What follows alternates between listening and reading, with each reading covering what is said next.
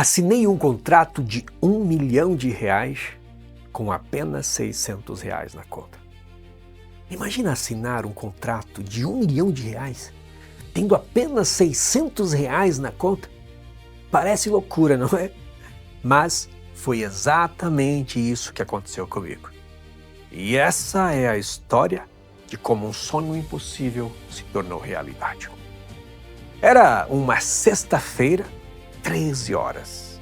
O dia em que um sonho que eu carregava 6 longos anos deveria finalmente acontecer.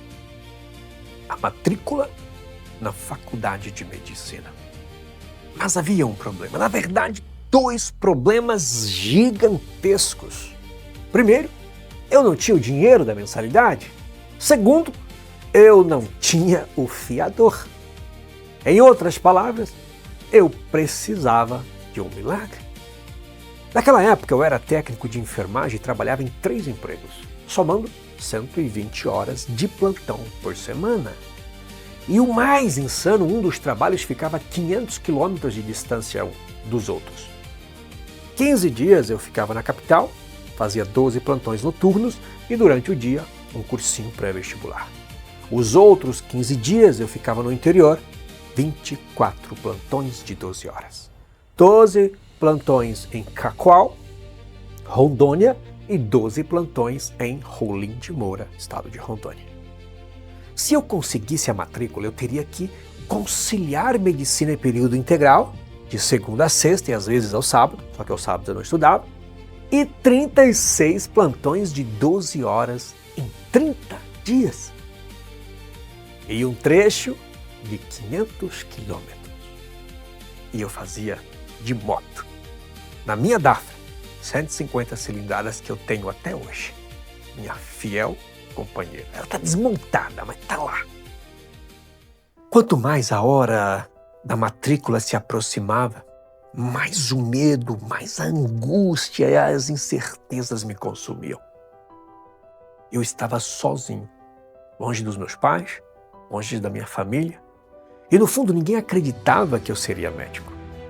Por volta das 14 horas eu comecei a me arrumar, olhava para o celular esperando uma mensagem, uma ligação, que algum anjo de Deus, alguém que eu tinha pedido para ser meu fiador, ligasse, mandasse uma mensagem e dissesse sim. Mas nada. Ninguém ligou, nenhuma mensagem, e eu me perguntava, meu Deus, o que eu vou fazer lá? Eu não tenho dinheiro, eu não tenho fiador. Como eu vou conseguir fazer essa matrícula? Antes de sair de casa eu fiz uma oração, como sempre faço, todos os dias. Liguei a minha moto, passei no banco, peguei um talão de cheque e meus 3 contra-cheques dos empregos. E fui. Apesar de tudo estar contra mim, eu decidi ir. Porque no fundo eu acreditava, eu sentia que podia dar certo. E a pergunta martelava na minha mente: como vou conseguir fazer essa matrícula? Será que eu estou ficando doido? Eu cheguei na Faculdade de Ciências Biomédicas de Cacoal, Rondônia. Peguei a minha senha, mas no fundo eu orava para não ser chamado. Pois enquanto eu não ouvisse um não, a esperança continuava. E eu não queria perdê-la. Por volta das 15 horas fui chamado. A atendente conferiu a minha documentação, a minha classificação e eu tinha ficado em 15º lugar. Ela me deu os parabéns e perguntou: como será a forma de pagamento? E eu disse: cheque. Ela respondeu: ok. Assinei o cheque. Ela conferiu. Ainda bem que a compensação só ocorreria na segunda-feira. Eu não tinha os R$ 2.300 da mensalidade. Havia apenas R$ 600 na conta. Mas até segunda, eu daria um jeito. Esse era o meu pensamento. Foi então que veio a pergunta que eu mais temia. Cadê o seu fiador? E eu disse: não tenho. Eu tinha falado até com o prefeito das cidades vizinhas. Mas quem seria maluco de assumir uma dívida milionária? Eu e minha família não tínhamos onde cair mortos. Para ser fiador, a pessoa precisava ter um comprovante de rendimento mensal equivalente a 3 vezes o valor da mensalidade. Hoje seria alguém que ganha no mínimo 30 mil reais por mês. Senhor, isso é uma faculdade privada, ela disse. Não sei se o senhor sabe. É obrigatório ter um fiador. Sem isso, o senhor não vai conseguir fazer a matrícula. Eu peguei meus 3 contra-cheques. Os 3 somavam cerca de R$ 2.800. A mensalidade era de R$ 2.300. Ela olhou e disse, o senhor deve estar de brincadeira comigo.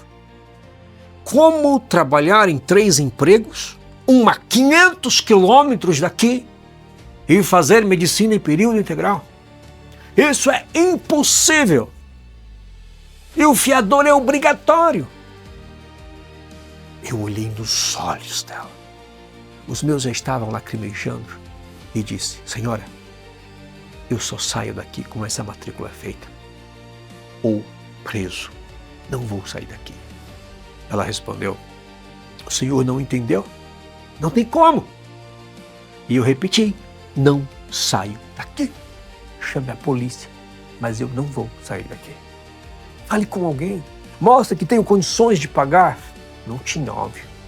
Ela insistiu, senhor, não tem como. Cadê seu pai? Cadê sua família? Eu disse, o meu pai está na roça. Ele não tem condições de me ajudar. No fundo, eu não queria que o meu pai passasse por mais uma decepção. Só Deus sabe o quanto ele sofreu. E um pai ver um filho lutar, você que é pai sabe disso. Ver seu filho lutar, batalhar por um sonho e chegar no momento, não conseguir. E essa era uma possibilidade real. E eu não queria que meu pai passasse por isso. Eu lembro-me de olhar nos espelhos ali na sala e ver o meu rosto de desespero, de medo. Ela pegou a documentação e foi falar com alguém, não sei quem, eu não conhecia absolutamente ninguém. E eu fiquei ali chorando, orando. Uns 20 minutos depois ela voltou e disse, não sei como, mas autorizaram. Não sei se você entendeu a dimensão disso. Eu saí de casa para fazer uma matrícula numa faculdade de medicina, que hoje equivale a mais de R$ 1 milhão. E eu não tinha o dinheiro da matrícula.